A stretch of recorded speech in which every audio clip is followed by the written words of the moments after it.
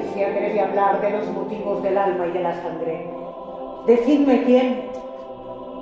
Una vida, toda una vida, la mía, ocultada por el olvido de los siglos, sepultada entre lagunas de memoria y falsedades. Una vida cargada de soledades y renuncias. También tuve alegrías en un tiempo en el que ser mujer era no ser nadie, no ser nada. Y a pesar de la torcida intención de los cronistas, fui clave. Sé que fui clave en los albores del nacimiento de este reino, el reino de Aragón. Qué guapa eras, mamá. Padre te lo decía, Ermisenda, qué hermosa eres y qué pronto te fuiste. Yo solo tenía 4 años y aquel invierno te busqué tantos días, tantas noches, desesperada, descalza por aquel frío suelo de piedra. Nací 7 años después que Sancho, cuando todos pensaban que madre había quedado estéril, seca. García nació 2 años después. Sancho era el heredero y algún día sería el rey. Nos queríamos tanto. Él me cuidaba y yo le admiraba. Nuestra infancia estuvo cargada de ausencias, privaciones y viajes. Aún recuerdo con dolor aquella mañana, cuando el conde Sancho Galíndez vino a buscarlo. Él era el encargado de educar y criar al futuro rey, pero solo era un niño. Aquella mañana mantuve la mirada fija en el horizonte desde la torre hasta que los perdí de vista. Me consuela saber que lo cuidó bien. Quiso mucho a mi hermano y aquel cariño fue recíproco. Me sentí a partir de entonces más sola todavía. Nunca disfruté del tiempo de mi padre, demasiado ocupado en sus empresas. Ni siquiera cuando llegó Inés, que jamás intentó cubrir el vacío de mi soledad. García y yo estábamos condenados a una existencia mucho menos notable, que nos llevaría inexorablemente por los caminos de la Iglesia o a ser simples objetos convenientes en la estrategia dinástica. En aquel terrible juego fui entregada en matrimonio al conde Ermengol de Urgel, viudo ya 2 veces, que con 30 años me doblaba la edad. Con aquel matrimonio llegó mi olvido. Ya no era útil para los asuntos de mi tierra. Ni siquiera fui nombrada en el testamento de mi padre, Ramiro I. Convertida en condesa, sí, pero desarraigada, olvidada por el bien del Estado.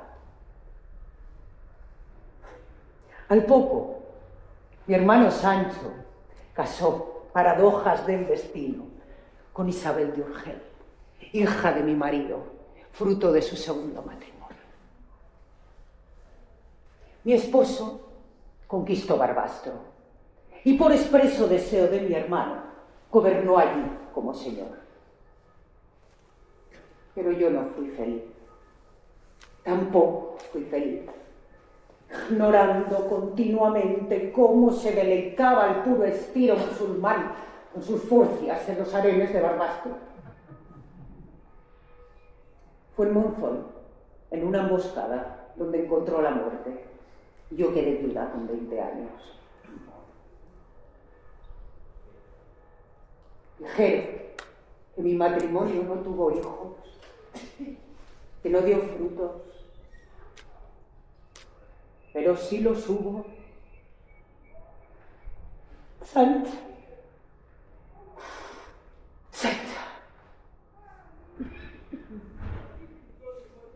Regresé a casa con las manos vacías, sin nada. Regresé viuda y respetada, pero no libre de nuevas alianzas matrimoniales en aquel terrible tablero de ajedrez, y yo ya no quería. Yo quería ser libre. Para aquello solo había un camino: la vida monacal. Ser y no ser monja. Gozar del fuero monacal y gozar del mundo, sin renunciar a nada. Pero aquello era imposible, impensable. Tendría que luchar contra el fanatismo religioso de mi propia familia. Fanatismo que después yo misma me encargué de inculcar a mis sobrinos. Todavía no sé bien por qué. Santa Cruz de las Heros. Iría allí, porque allí profesaba Urraca y también Teresa, que viuda como yo había tomado los hábitos. Necesitaba una causa importante por la que vivir, por la que luchar. ¿Y qué mejor causa que al servicio del rey Sancho Ramírez, que no fue solo un hermano para mí, sino un padre? Y haré fielmente lo que sea. Disponga de mí para lo que quiera. Pero el destino tenía trazados otros planes. Repudiada la reina Isabel, el rey confió en mí la tarea de educar y criar al infante Pedro, el heredero de la corona. Urgel, maldigo una y mil veces ese apellido, el de mi marido muerto, el de mi cuñada y el de todo su linaje, porque como la historia se encargará de demostrar, arrancaron de mi lado a mi hija como castigo por el repudio de la reina Isabel, pero luego el destino cruel puso en mis manos la crianza de su propio hijo. Y así fue, hasta que la casa del rey tuvo nueva reina, Felicia de Roussy, nieta del rey de Francia. Ahora sí, ahora ya podía regresar a Santa Cruz. Seré la señora, con el consentimiento de las siervas de Dios que allí habitan. Desde allí ejerceré mi poder, el control y las tenencias. Y Siresa, también Siresa, porque Siresa, la corte y Santa Cruz han de regir todos mis desvelos y afanes hasta el fin de mis días. Allí he decidido fijar mi sepultura. Y lo haré en contra de la voluntad de mi hermano García, el obispo de Jaca, que verá cómo se escapan sus sucias pretensiones para ponerme a mí al frente, por expreso deseo de nuestro hermano, el rey, que es el que manda. Y no será la única derrota de García. Despojado del obispado de Pamplona, el obispo me nombra a mí tenente de la diócesis. García siempre fue contrario a la doctrina de Roma, pero es que nunca entendió que con aquel viaje nuestro hermano a Roma cambió para siempre el rumbo de este reino, el rumbo de Aragón. El rey necesita fieles, no traidores. El rey necesita rentas y no intrigas para la guerra. Los que se opongan morirán.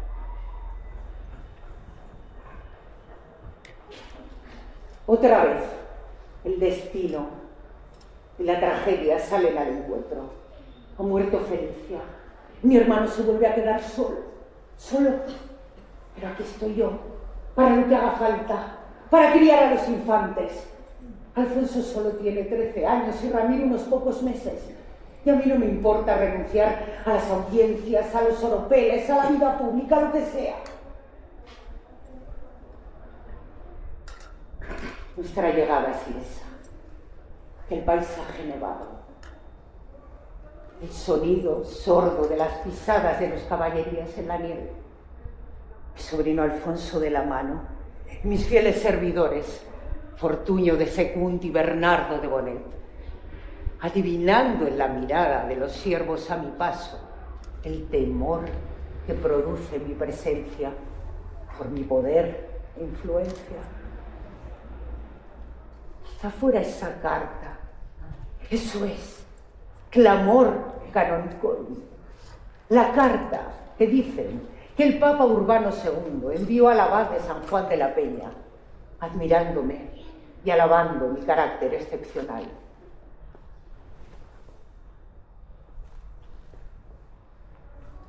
El tiempo pasa tan deprisa. Los infantes pronto serán hombres.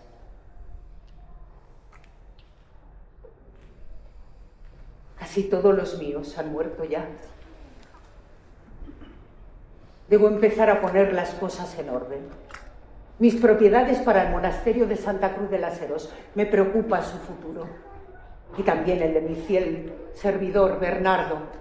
No quiero que le falte nada en los años de su vejez. No tengo fuerzas ya. La muerte de mi hermano, mi amado Sancho, por el que luché, por el que sufrí, maldita flecha musulmana, qué terrible agonía a orillas del río, ahogado por sus propios pulmones encharcados. Mis últimos años serán al lado de Pedro, mi sobrino. Yo lo crié.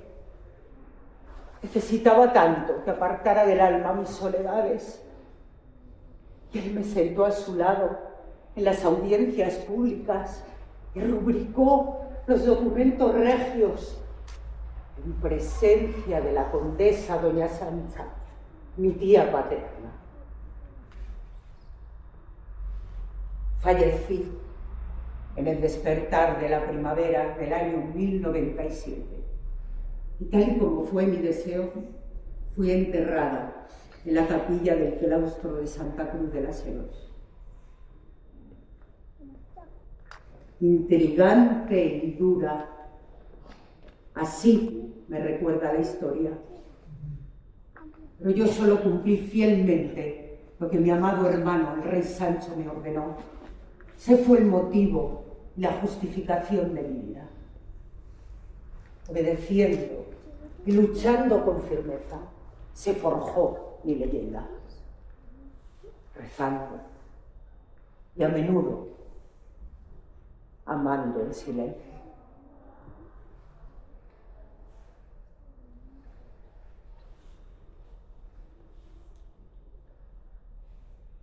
Que sea Dios quien me juzgue y no los hombres.